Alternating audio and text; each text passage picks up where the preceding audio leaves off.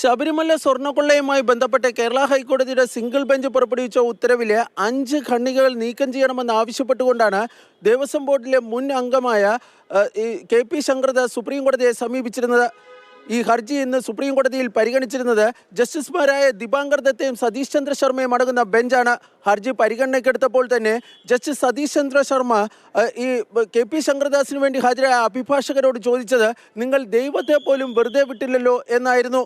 ഏതായാലും ഈ കേസിൽ ഹൈക്കോടതി ഉത്തരവിലെ പരാമർശങ്ങൾ നിലനിൽക്കുന്ന സാഹചര്യത്തിൽ നിഷ്പക്ഷമായ ഒരു അന്വേഷണം നടക്കില്ല എന്ന് ശങ്കർദാസിന് വേണ്ടി ഹാജരായ സീനിയർ അഭിഭാഷകൻ PB സുരേഷ് കുമാർ സുപ്രീം കോടതിയിൽ ചൂണ്ടിക്കാട്ടി. എന്നാൽ ഇതുമായി ബന്ധപ്പെട്ട ഒരു ഇടപെടൽ നടത്തുവാൻ സുപ്രീം കോടതി വിസമ്മതിക്കുകയാണുണ്ടായത്.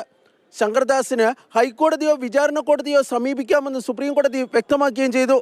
വിചാരണ കോടതിയിൽ ജാമ്യത്തിനായി സമീപിക്കുമ്പോൾ ആ കോടതി മെറിറ്റിൻ്റെ അടിസ്ഥാനത്തിൽ കേസ് പരിഗണിക്കണമെന്നും സുപ്രീം കോടതി വ്യക്തമാക്കുകയും ചെയ്തു.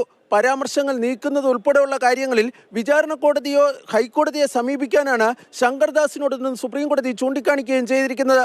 ബോർഡിൻ്റെ തീരുമാനത്തിൽ ശങ്കർദാസ് ഒപ്പിട്ട സാഹചര്യത്തിൽ അദ്ദേഹത്തിന് ഈ ഉത്തരവാദിത്തത്തിൽ നിന്ന് ഒഴിഞ്ഞു മാറാൻ വേണ്ടി കഴിയില്ല എന്നാണ് സുപ്രീം കോടതി ഇന്ന് നിരീക്ഷിക്കുകയും ചെയ്തിരിക്കുന്നത്. ഏതായാലും ഇന്ന് സുപ്രീം കോടതിയിൽ നിന്നുണ്ടായിരിക്കുന്നത് ശങ്കർദാസിനെ സംബന്ധിച്ചിടത്തോളം കനത്ത തിരിച്ചടിയായ സംഭവങ്ങളാണ്. ഇന്നത്തെ സുപ്രീം കോടതി നടപടികളോടെ ശങ്കർദാസിനെ അറസ്റ്റ് ചെയ്യാനുള്ള സമ്മർദ്ദം SITക്ക് മേൽ ശക്തമാകുവാനാണ് സാധ്യത.